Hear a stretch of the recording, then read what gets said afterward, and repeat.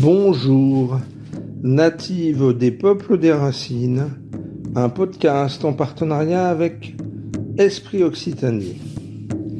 Aujourd'hui, nous vous proposons une autre forme de podcast qui est une lecture d'articles. Article de notre numéro 8, Architecture vivante, sensible et inspirante. Il s'agit d'une interview réalisée par Claire Barré, Jocelyn Morisson et Jean-Pierre Chaumeton. Nous remercions très vivement Anne-Karine Perrichon pour la lecture de cet article. L'article se nomme « Abandonner la peur ». d'Ernie Lapointe. Ernie est un natif nord-américain né en 1948. C'est l'arrière-petit-fils du grand chef Sitting Bull, l'une des figures majeures de la résistance amérindienne. Né dans une réserve indienne, Ernie a reçu dans son enfance l'amour et les enseignements de sa mère, une femme médecine qui lui a transmis les valeurs, la sagesse de son peuple. Voilà, je vous souhaite une très bonne écoute et je vous retrouve après. Dans le magazine 8 de Native des peuples des racines, retrouvez les propos d'Ernie Lapointe. Propos recueillis par Claire Barré, Jocelyn Morisson et Jean-Pierre Chaumeton. L'article s'intitule « Abandonner la peur ». Ernie Lapointe est un natif américain né en 1948. Il est l'arrière-petit-fils du grand chef Lakota Sitting Bull, l'une des figures majeures de la résistance amérindienne. Les Lakota sont ceux que nous appelons les Sioux. Né dans une réserve indienne, Ernie a reçu dans son enfance l'amour et les enseignements de sa mère, une femme médecine qui lui a transmis les valeurs de son peuple. Devenu orphelin tôt, Ernie s'est engagé dans l'armée à 18 ans et a traversé l'enfer de la guerre du Vietnam. Il perd sa foi là-bas et revient aux États-Unis abîmé par un stress post-traumatique violent qui le plonge dans l'alcool, la violence et la rue. Arrivé au bout de cette nuit noire de l'âme, il lance un appel à Wakan Tanka, le grand mystère, et sa prière est entendue. Il sort de l'alcool et renoue avec la spiritualité de ses ancêtres. Aujourd'hui, Ernie nous délivre, dans un livre autobiographique Sun Dancer, sagesse et vision d'un natif américain, qu'il co-signe avec la romancière et scénariste Claire Barré. Un témoignage aussi rare que précieux sur son parcours de vie, mais aussi sur les visions d'avenir qu'il a reçues au cours de cérémonies sacrées. Des visions qui nous concernent tous, puisqu'elles sont en lien avec notre mère, la Terre. Ernie Lapointe a accepté de répondre à nos questions. Ernie, que pourriez-vous dire de votre parcours de vie ? Je suis née dans une réserve indienne de Pine Ridge, dans le Dakota du Sud, et j'y ai passé les premières années de ma vie. Enfant, je ne parlais que le Lakota, la langue de mes ancêtres. Puis, j'ai quitté la réserve et déménagé à Rapid City. C'est là que j'ai appris l'anglais. À l'école, avec quelques natifs, mais aussi des Wasichous, des Blancs. Quand je raconte mon parcours, beaucoup de gens me disent « Tu as eu une vie difficile ». Mais je leur réponds que non, pas du tout. Ma vie n'a pas été difficile. Elle a été un long apprentissage. Toutes les erreurs que j'ai pu commettre, toutes les épreuves que j'ai traversées ont été des enseignements qui ont modifié et enrichi ma vie. La chose la plus importante que j'ai apprise, je crois, c'est qu'il ne faut jamais vivre dans la peur. C'est ça que les esprits qui m'accompagnent aimeraient que je transmette au monde. Abandonner la peur. C'est elle qui signe la perte et la ruine de l'être humain. C'est de la peur que découle le racisme, l'avidité, l'envie, la jalousie. Les maux les plus terribles qui frappent notre monde sont les enfants de cette peur. À cause d'elle, nous sommes en train de détruire la terre-mère. Nous nous détruisons aussi les uns les autres. Est-ce que vous avez grandi dans la peur ? Non, pas du tout. Au contraire. Même quand j'étais un petit enfant, que j'avais peut-être 4 ou 5 ans, ma mère me répétait « N'aie jamais peur de rien, respecte toutes les choses vivantes. Ne crains pas le vent ni les tempêtes. Ne crains ni les animaux ni les choses vertes qui poussent, le monde végétal. Et surtout, ne crains pas les autres êtres humains. » Elle ajoutait « Tu feras des erreurs dans ta vie, mais apprends toujours de ces erreurs et ne les reproduis pas. » J'ai écouté ces paroles avec attention, même si j'étais petit. Et aujourd'hui encore, malgré mon âge, je continue à apprendre les choses nouvelles et à évoluer. L'enseignement ne s'arrête jamais. Je pense que je continuerai à apprendre même après ma mort. C'est ce qui nous attend tous. Le chemin ne s'arrête jamais. Mais la clé, c'est qu'il faut vivre sans peur. Quand tu parviens à vivre sans peur, tu commences à voir l'avenir avec beaucoup de clarté, parce que la peur dirige ton regard vers le passé. Les êtres humains d'aujourd'hui ont tendance à étudier le passé jusqu'à l'obsession. Ils pensent qu'en agissant ainsi, ils bâtiront un avenir meilleur. Mais ça ne fonctionne pas. Nous n'avons rien appris des 3 dernières purifications, Apocalypse, que la terre-mère a opérées. Dans la culture Lakota, on n'avait pas cette obsession du passé. Avant l'arrivée des Européens sur l'île de la Tortue, donc l'Amérique du Nord, nous vivions sans peur. Les tribus n'avaient pas vraiment d'ennemis, plutôt des adversaires. Les batailles étaient moins sanglantes. Le but n'était pas de tuer son adversaire, mais plutôt de l'humilier, en le touchant avec un long bâton. C'est comme ça que nos ancêtres gagnaient leur plume, pas en se massacrant les uns les autres. C'était presque comme un jeu. Ils vivaient sans peur. Si tu ne crains pas les êtres vivants et que tu les respectes, ils te respecteront à leur tour. C'est de ça que j'essaye de parler dans mon livre. J'essaye de dire, écoutez, lâchez tout ce que vous croyez savoir et abandonnez votre peur. Concentrez-vous plutôt sur l'avenir, sur ce qu'on pourrait bâtir demain. Tournez-vous vers l'avenir de manière positive, avec humour même. Remplacez la peur par l'humour. Nous devons comprendre que nous sommes tous égaux. Comment pourrions-nous travailler ensemble pour améliorer cet avenir qui s'annonce ? Nous devons sauver la terre-mère afin qu'elle puisse accueillir les prochaines générations. J'espère que ces générations pourront survivre. C'est d'ailleurs cette jeunesse qui doit être enseignée dès maintenant. Durant des cérémonies, les esprits de nos ancêtres nous ont expliqué que, passé un certain âge, si notre vie entière a été marquée par la peur, c'est très difficile de se débarrasser d'elle. On est très marqué par nos habitudes. Beaucoup de personnes sont terrifiées par ce monde et s'y sentent sans cesse menacées. Pourquoi, selon vous, vivent-elles dans cette peur ? Est-ce parce qu'elles sont déconnectées de leur vraie nature ? Ce que j'ai à dire là-dessus risque de mettre certains en colère. Selon moi, si les gens ont autant peur, c'est principalement à cause des religions. Les religions organisées apprennent à leurs adeptes, dès leur plus jeune âge, à avoir peur de leur créateur.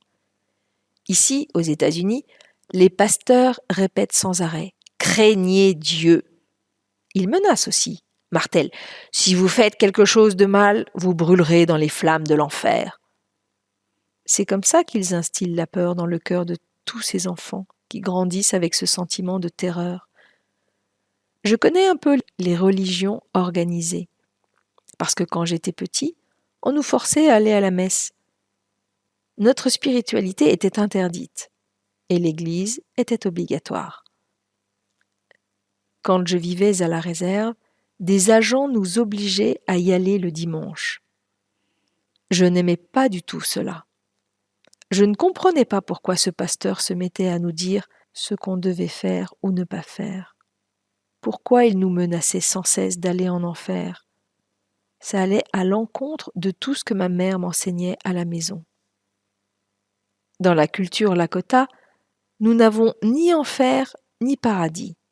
Nous considérons qu'en tant qu'esprit incarné sur cette terre, nous créons notre propre enfer ou notre propre paradis dans cette réalité, durant le temps de notre existence. Si tu passes ta vie à craindre Dieu ou à craindre la mort, le jour où ton corps mourra, ton esprit, terrorisé, ne parviendra pas à rejoindre le monde des esprits et restera bloqué, en fantôme, dans les vibrations de cette planète. Et c'est ça qui deviendra ton enfer. Tu revivras la terreur de ta mort encore et encore et encore, comme un disque rayé. 99% des fantômes qui hantent cette planète ne savent même pas qu'ils sont morts. Ils se croient encore vivants et sont encore attachés à tout ce qu'ils pensent avoir perdu, leurs biens matériels, tous leurs liens d'attachement. Il ne faut pas craindre la mort et rejoindre en confiance le monde des esprits où nous attendent nos ancêtres. Question. Quel est le cœur de ce que vous voulez transmettre? Ce que j'essaye de transmettre, c'est cet enseignement simple qui consiste à dire « Regardez à l'intérieur de vous-même. Je ne peux rien vous apprendre. La seule personne qui peut réellement vous enseigner, c'est vous. Partez à la recherche de votre professeur intérieur.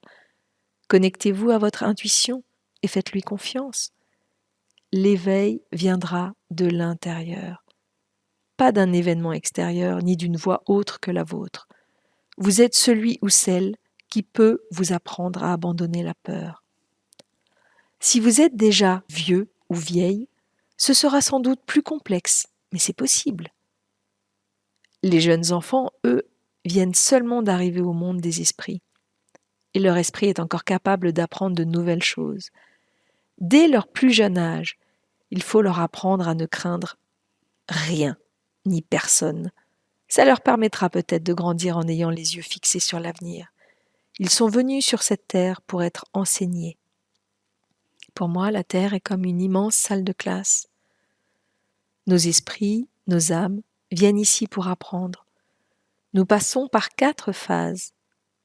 L'enfance, l'adolescence, l'âge adulte, et si nous avons de la chance, nous pouvons arriver jusqu'à la vieillesse et compléter ainsi le cercle de la vie. Après ça, notre âme peut entreprendre son voyage de retour jusqu'au monde des esprits. Sur Terre, notre esprit doit apprendre à reconnaître le bon du mauvais ou le bien du mal. Il s'y retrouve confronté sans arrêt et doit sans cesse faire le choix d'aller vers le positif et de s'éloigner de la négativité. Dans la culture Lakota, les histoires qui nous racontent la vie de nos ancêtres essayent de mettre en valeur l'aspect positif de leur vie. Mais ces histoires parlent aussi d'un défaut de caractère qu'ils auraient eu ou d'une faute qu'ils auraient commise. C'est ce défaut ou cette faute qui prouve que nos ancêtres, tout comme nous, ne sont que des êtres humains, faillibles. Mais même ces failles de caractère, on essaye de les raconter de manière positive pour donner des enseignements à ceux qui écoutent.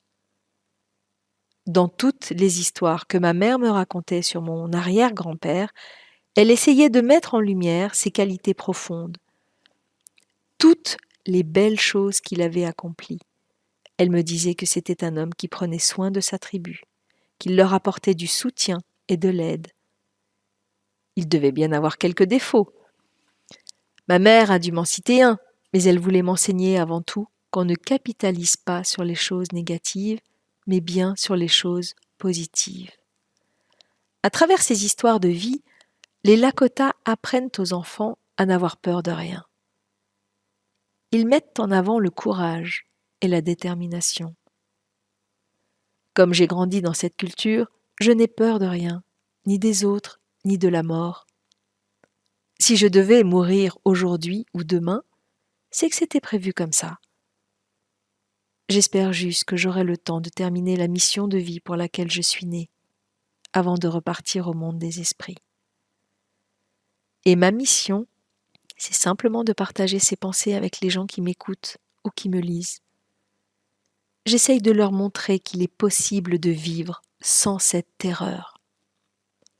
Je ne leur dis pas « soyez comme moi », je leur dis « soyez vous-même et lâchez toute peur ». Une fois que vous abandonnez la peur, votre esprit, votre âme se rappellera soudain pourquoi elle est venue sur cette terre. Nous ne nous sommes pas incarnés pour nous soumettre aux leaders de ce monde. Nous sommes venus ici pour devenir des êtres libres et uniques. Soyez vous-même. Évoluez afin de prendre part au changement dans ce monde dont ce monde a besoin, afin de créer un monde meilleur pour les générations à venir. Question. Parlez-nous des différents obstacles que vous avez rencontrés sur votre route. Très souvent, ces obstacles sont venus de personnes qui avaient peur de moi.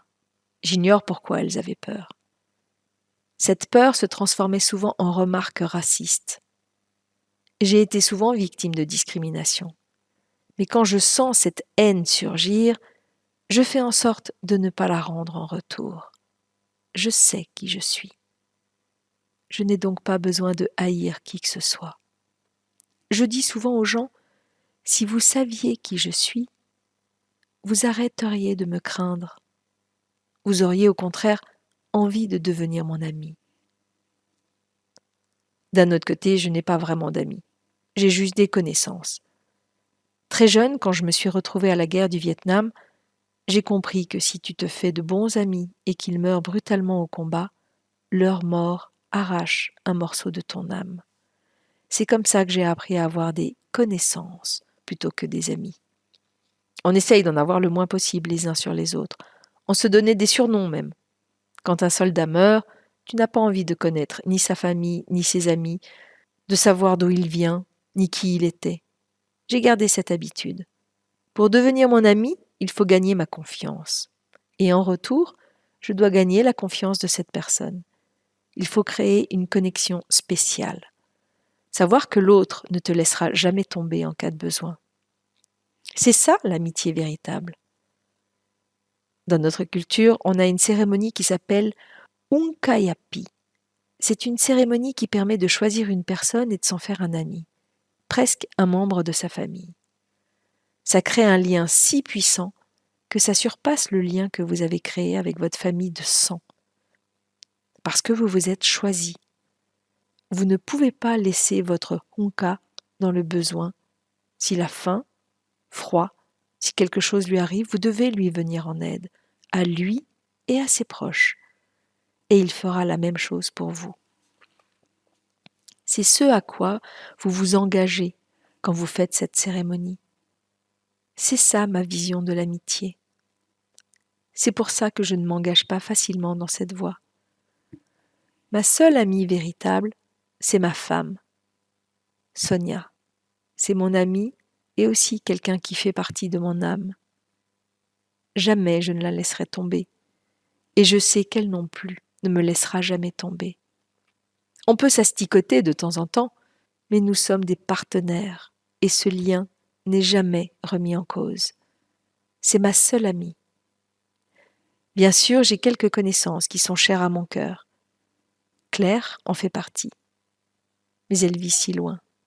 Pour autant, je l'aime. J'aime son mari, ses enfants, j'aime toute sa famille. Je les porte dans mon cœur. Question. Pourriez-vous nous parler des valeurs de la culture Lakota ? On apprend aux enfants Lakota à ne pas entretenir leur peur, mais à cultiver 4 valeurs fondamentales. La compassion, la générosité, l'humilité et le courage. Ces 4 valeurs émotionnelles sont les guides de votre personnalité. Pour comprendre qui vous êtes, interrogez ces 4 valeurs à l'intérieur de vous. Une fois que vous aurez compris qui vous êtes, vous pourrez rejoindre la communauté humaine, mais en tant qu'individu.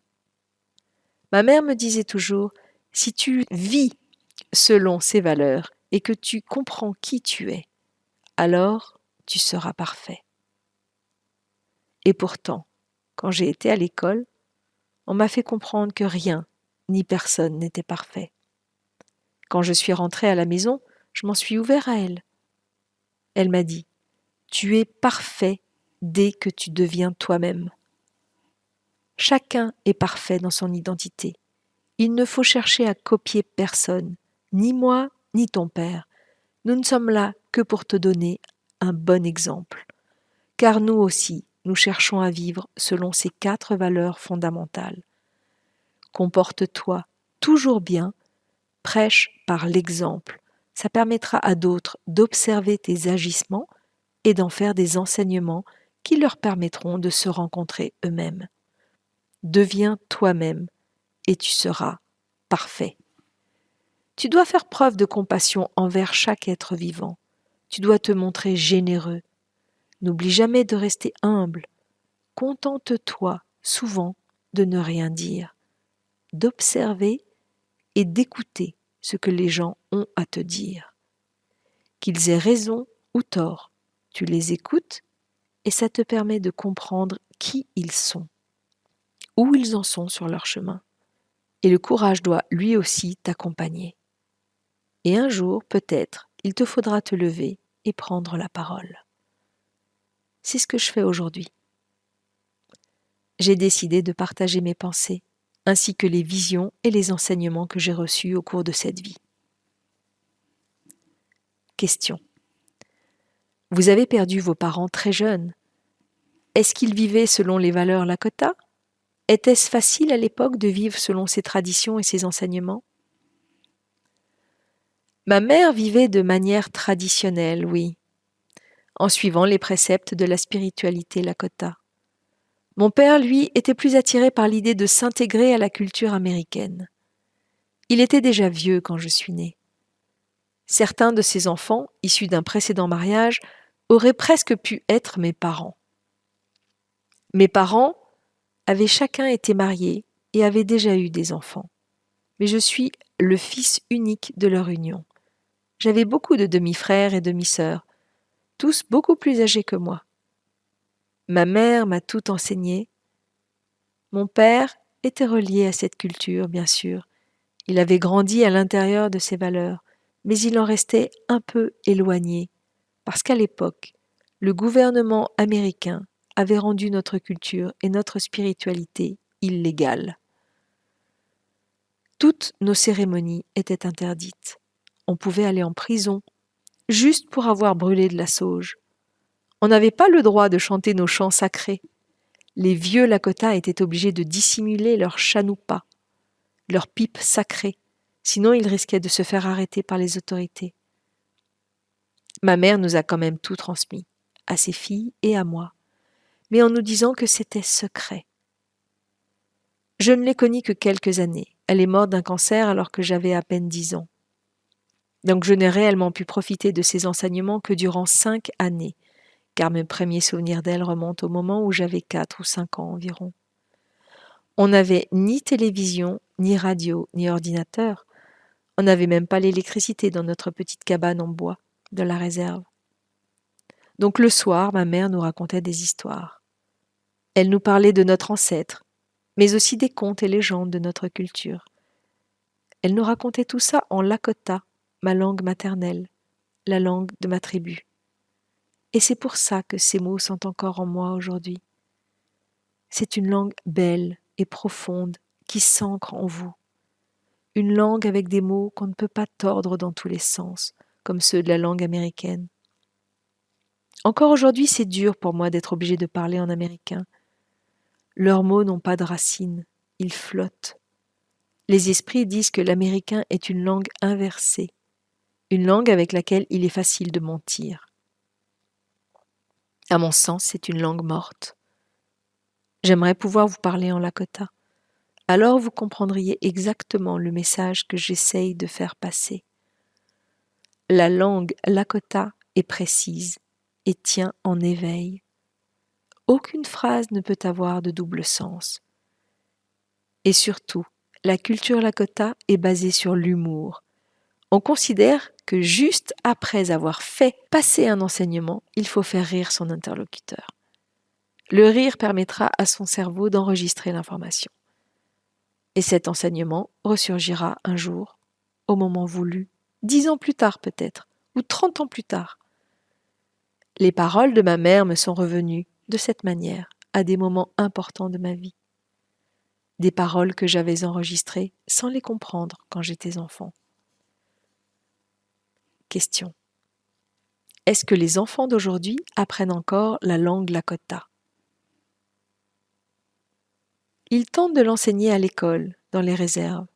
Ils ont essayé de l'imprimer dans les manuels scolaires. Mais ce n'est pas comme ça qu'on peut l'apprendre. C'est une langue orale. Il y a des sons très particuliers dans cette langue qu'on ne peut saisir et prononcer que si on les entend. Moi, j'ai eu la chance d'apprendre le Lakota à la maison. Mes parents, mes sœurs, tout le monde ne parlait que Lakota chez moi. Je n'ai appris à parler l'anglais qu'à 6 ou 7 ans, quand j'ai dû aller à l'école. Question. Pourriez-vous nous parler un peu de votre chemin spirituel et de ces visions que vous avez reçues? Je pense que j'ai toujours eu accès à la spiritualité, depuis l'enfance. Pour autant, je n'ai pas toujours pris le temps de m'y intéresser, ni de me poser pour écouter les messages qu'on m'envoyait. La première fois que j'ai vécu une expérience spirituelle, c'était au Vietnam, je pense. Je ne l'avais pas vraiment vu comme ça avant que j'en reparle avec des vétérans, qui souffraient, eux aussi, de stress post-traumatique. On discutait entre nous de la souffrance qu'il y a à perdre des amis à la guerre. Je leur ai raconté que je connaissais 2 jeunes hommes qui avaient le même âge, qui venaient de la même ville et qui étaient arrivés au Vietnam en même temps. Ils avaient suivi l'entraînement ensemble. L'armée avait un programme appelé le Buddy Plan. 2 soldats considérés comme des compagnons s'enrôlaient ensemble puis se suivaient de combat en combat. C'était une manière de renforcer leur fraternité. Ces 2 soldats sont arrivés dans notre escouade. Ça faisait peut-être 6 semaines qu'ils étaient avec nous quand l'un d'entre eux s'est fait tuer. Et l'autre ne pouvait pas s'arrêter de sangloter. C'était son ami. Ils étaient très liés. Un soir, peu de temps après, on était dans la jungle, dans le camp de base. Il pleuvait fort, si fort qu'on était réfugiés sous un petit abri construit avec des sacs de sable et un petit toit en acier. On avait pris des ponchos sur les bords de l'abri pour nous protéger des trombes d'eau. C'était la mousson. On ne voyait pas à 100 mètres. Le soldat qui avait perdu son ami était là avec nous, toujours en larmes. Rien ne pouvait le consoler. On était peut-être 4 ou 5 avec lui. Soudain, quelqu'un s'est glissé dans l'abri avec nous.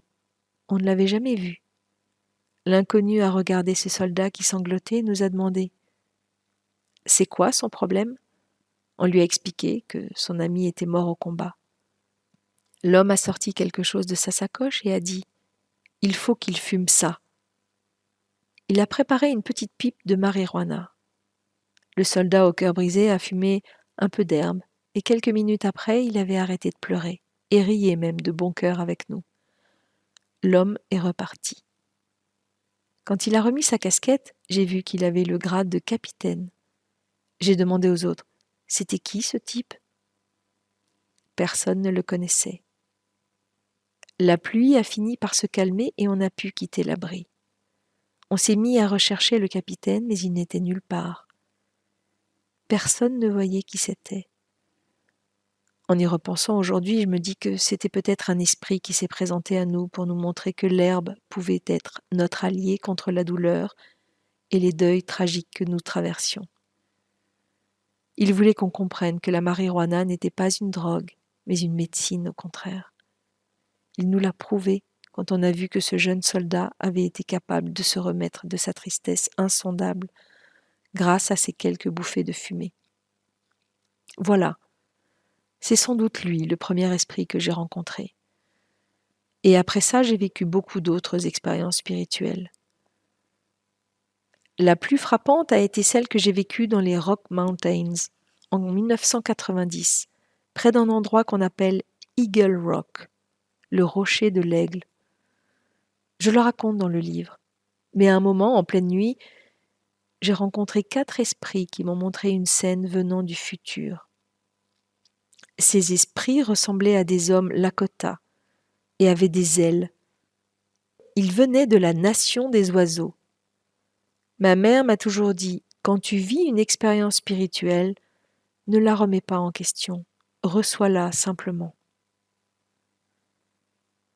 Tu n'as pas à questionner les esprits qui viennent te voir, à leur demander pourquoi ils sont là ou pourquoi ils te montrent ou te disent telle ou telle chose. Tu restes humble et tu reçois, observe et écoute.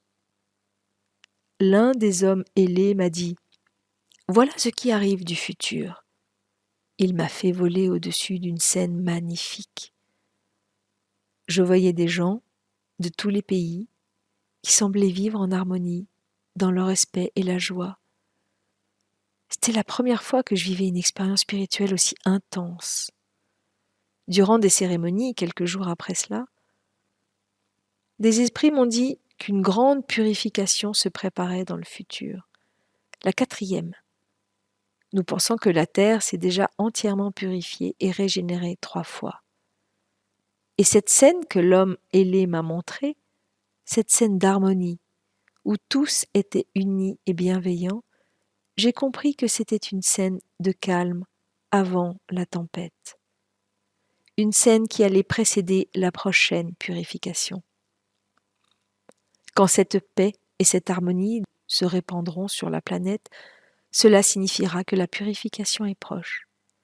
Les menteurs, manipulateurs, destructeurs auront été écartés, le temps que les gens se rassemblent en paix.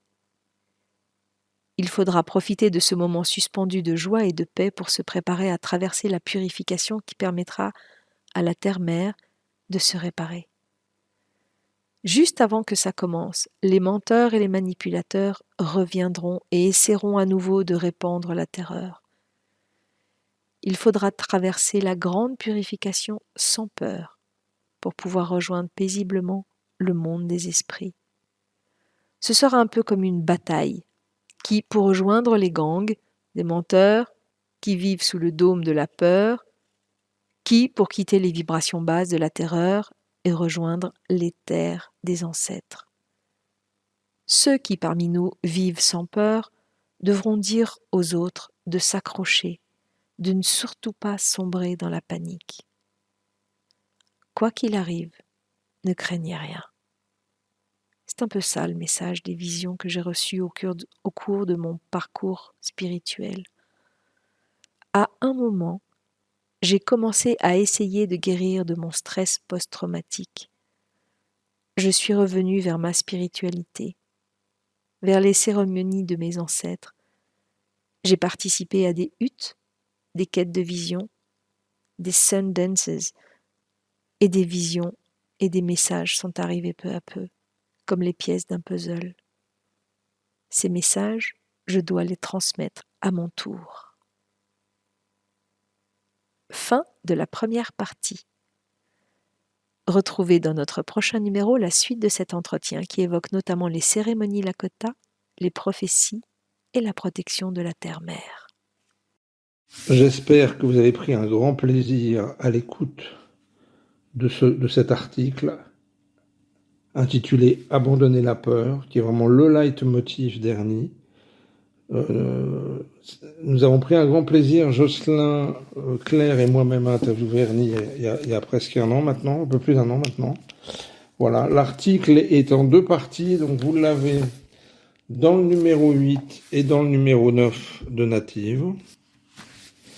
Je vous propose aussi quelques informations sur Native. Nous venons de sortir un numéro spécial intitulé Résilience, climat et biodiversité, numéro 2021, que vous trouverez en vente sur le site www.revue-natives.com.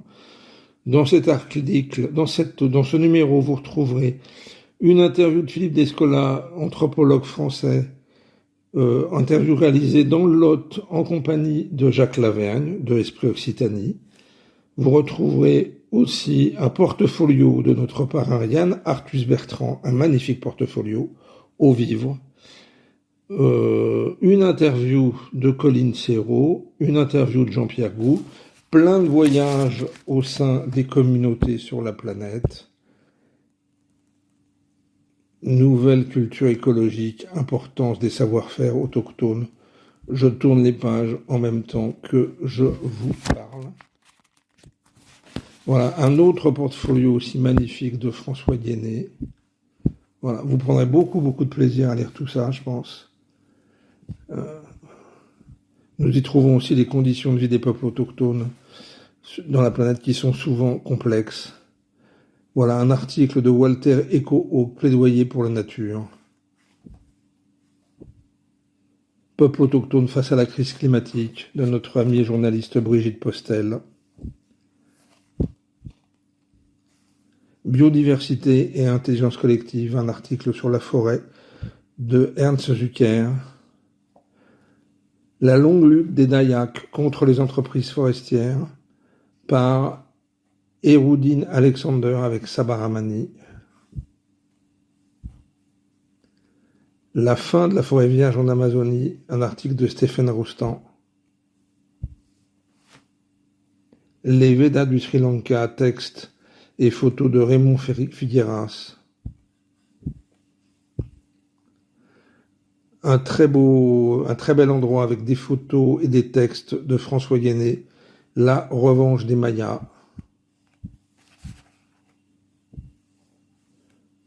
L'interview de Colline Serrault. Voilà.